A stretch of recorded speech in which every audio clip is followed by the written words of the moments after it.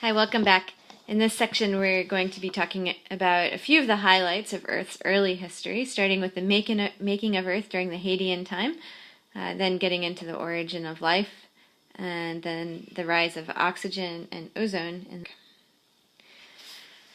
So, again, I'm just going to go through this very quickly as a way of highlighting the most important features of Earth's history. And so Earth was created about 4.6 billion years ago, and this knowledge comes from radiometric dating with lead isotopes, which inform us that the Earth formed from solar nebula. An upper age was given by chondrites, which are primitive meteorites that are not altered by melting, that fell to the Earth's surface at the time of its coalescence and its creation. Now, these chondrites are close to the age of moon rocks, which date to about a little more than 4.44 billion years old. However, on Earth, zircons are the minerals that have been dated as being the oldest minerals on Earth. They're about 4.1 billion years old. So during this period of time, Earth was a very harsh environment. It was continually being bombarded by debris from outer space, and it was a violent and vastly uninhabitable landscape. So the oldest rock that we know on Earth comes from the Hadean Eon. It was a gneiss. These rocks weren't quite as old as the oldest minerals or the chondrites, but they were in excess of 3.5 billion years old. These are found in a region of northwest Canada near the Great Slave Lake, and they're found in this band of rocks called the Acasta gneisses. So we'll move on to the Archean Eon, which happened from 3.8 to 2.5 billion years ago, and this was the period of time during which life originated. So in the Archean times, the top story would be, first of all, that the oldest known sedimentary rocks were found. So as you know, sedimentary rocks are essentially formed from rocks that already exist. They're these reworked igneous and metamorphic rocks. The oldest known ones are from 3.5 billion years ago, but since then they've been crushed and heated, and they're actually now classified as metamorphic rocks. And the key feature during this period of time is that primordial life was able to form. In fact, I think it was Alexander Oparin in 1924 who coined the term primordial soup.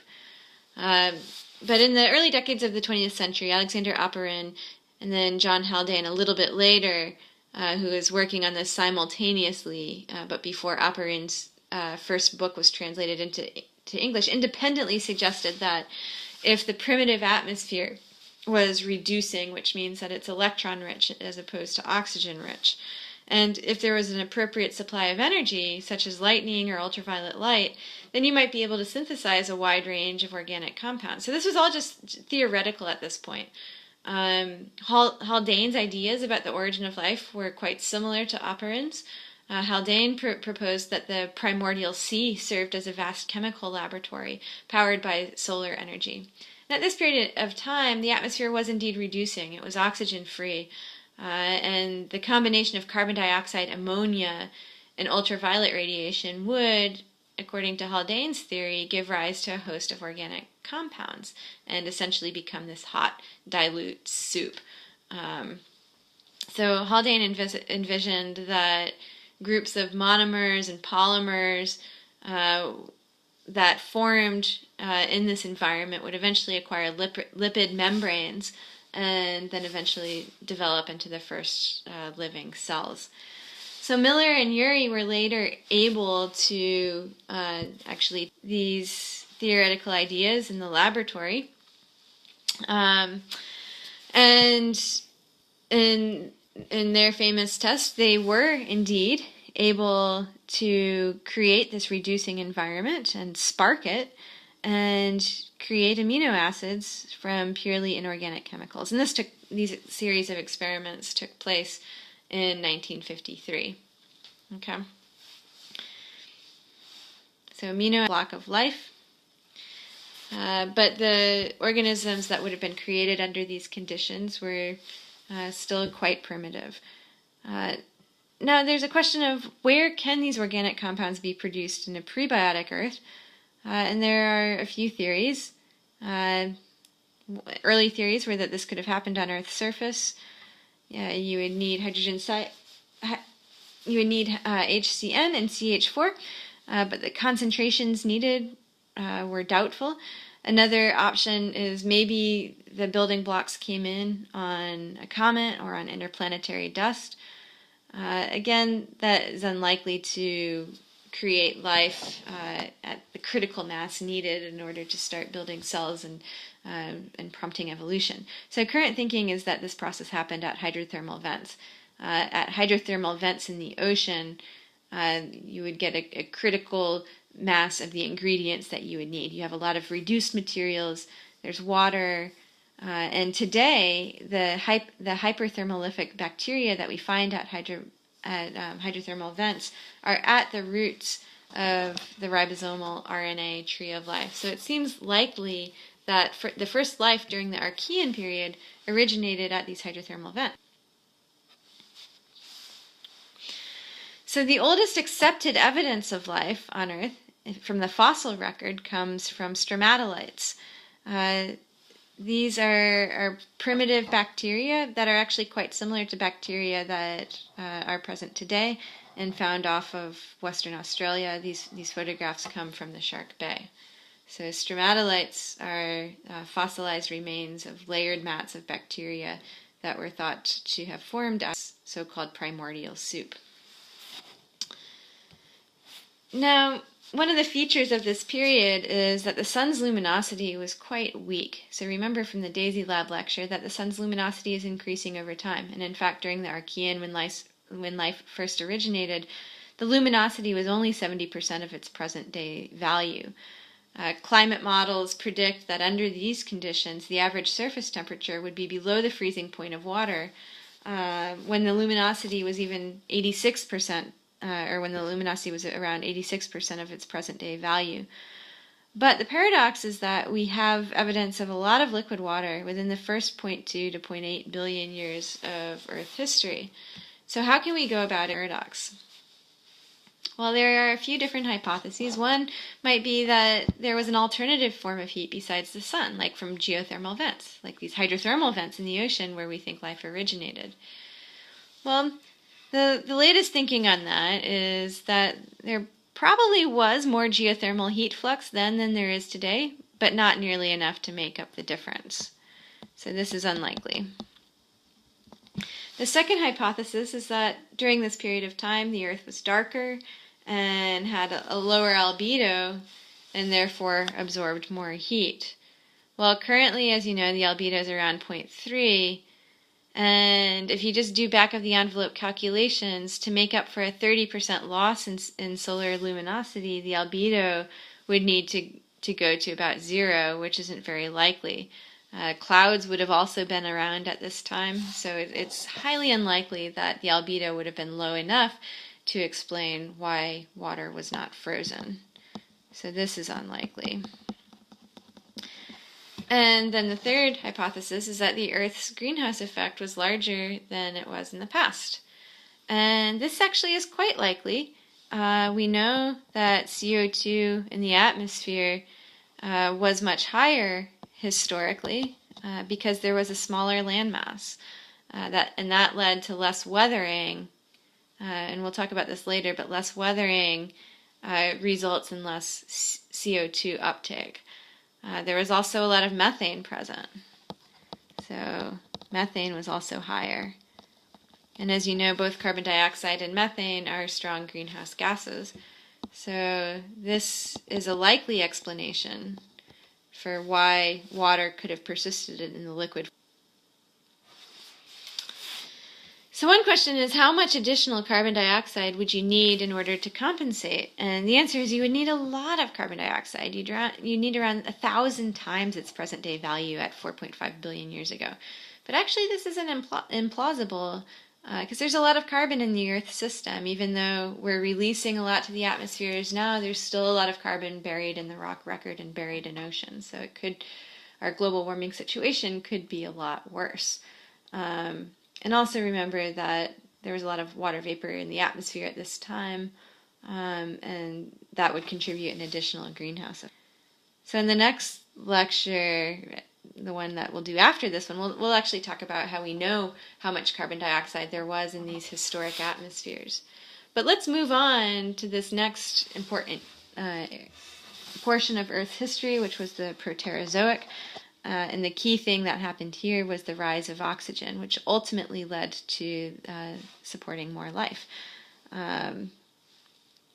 So the rise of oxygen happened around somewhere between 2.5 and 0.54 billion years ago.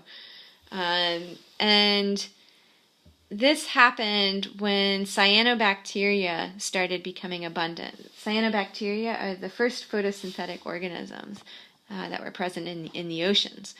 And as they began collectively doing more and more photosynthesis, they released more and more oxygen into the atmosphere. But this was a fairly slow process. It happened over billions of years. And the reason we are able to date the origination of oxygen in the atmosphere as precisely as we can is through the discovery of these banded iron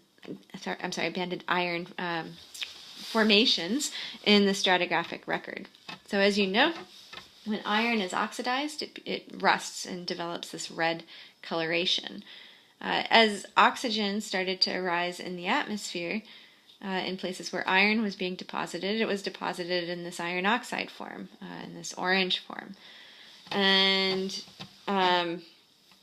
the reason why these sediments are banded is that during alternate periods of time or at night, these photosynthesizing when photosynthesis would shut off, or I guess really during colder periods during the winter, when photosynthesis would shut off, then oxygen concentrations would decrease to such a level that the iron that was being deposited was still in this iron 2 form, forming these black layers that you see here. So this is iron 2. This is iron 3, or iron oxide.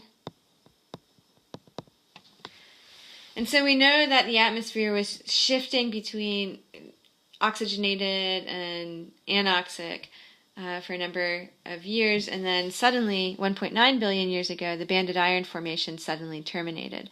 And so this led to, this indicated that there was too much oxygen in the atmosphere to support the deposition of iron in the iron 2 form. And so these banded sediments that you see suddenly stopped being created. Okay.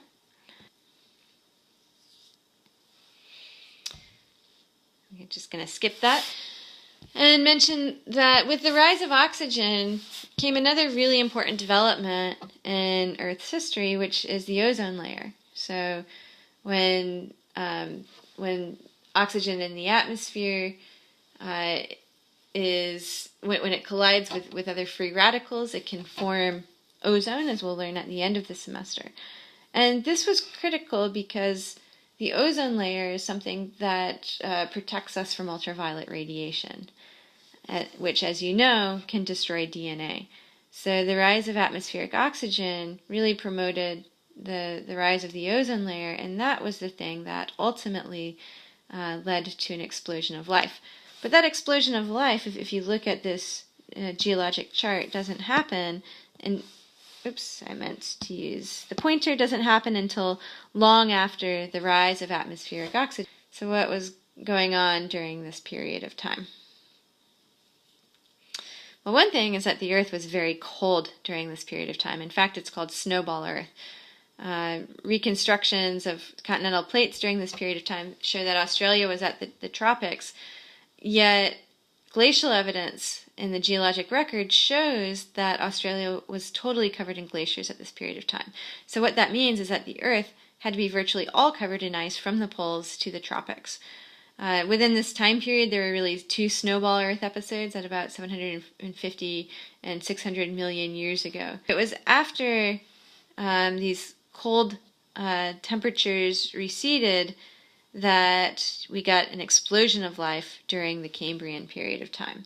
And this is one of the things that you'll be able to explore in activity.